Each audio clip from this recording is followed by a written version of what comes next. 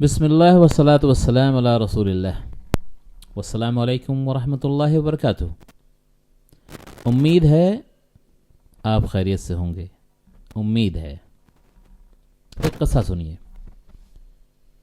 ایک راجا نے اپنی پرجا کے بیٹے بیٹیوں کو کہا کہ تمہارا باپ کون ہے یہ مجھے معلوم نہیں، لہٰذا میں نے ایک پورٹل بنوایا ہے، 3 دن کے اندر تم سب لوگ اپنے اپنے باپ کا نام پتہ اس پورٹل پہ رجسٹر کرا دو، ورنہ میں نہیں مانوں گا کہ جسے تم اپنا باپ کہہ رہے ہو وہ سچ مچ میں تمہارا باپ ہے،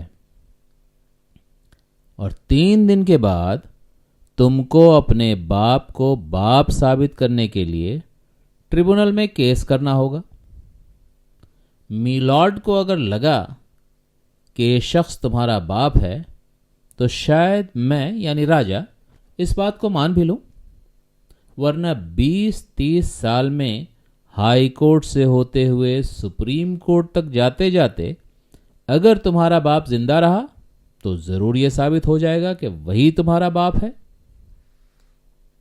اور امید ہے ہو جائے گا، امید ہے ہو جائے گا۔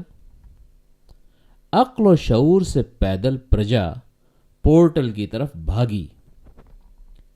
پھر کسی نے دور سے کہا کہ ہلو، پورٹل کا سرور تو راجا نے ڈاؤن کرا رکھا ہے، اور ٹریگر کسی ایسے پروگرامر کے ہاتھ میں ہے جو راجا کے اشارے پر اسے اپ اور ڈاؤن کرتا رہتا ہے۔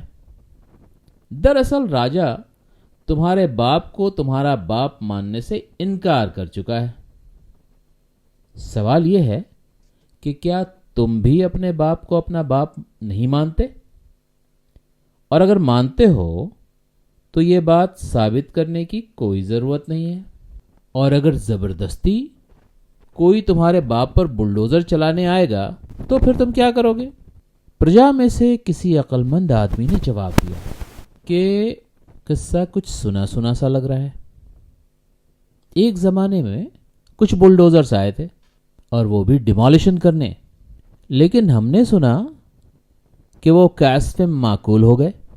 تو کیا اس زمانے کا بلڈوزر کیسف معقول نہیں ہو سکتا؟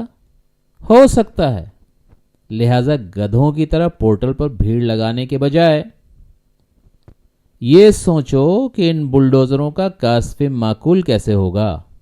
ان بلڈوزروں کو کیسف معقول بنانے کی تیاری کرو، اور اگر بات سمجھ میں نہیں آتی ہو تو قرآن پر تدبر کر لو، حل مل جائے گا انشاءاللہ۔ وما علینا الا البلاغ والحمد للہ رب العالمین، والسلام علیکم ورحمۃ اللہ وبرکاتہ۔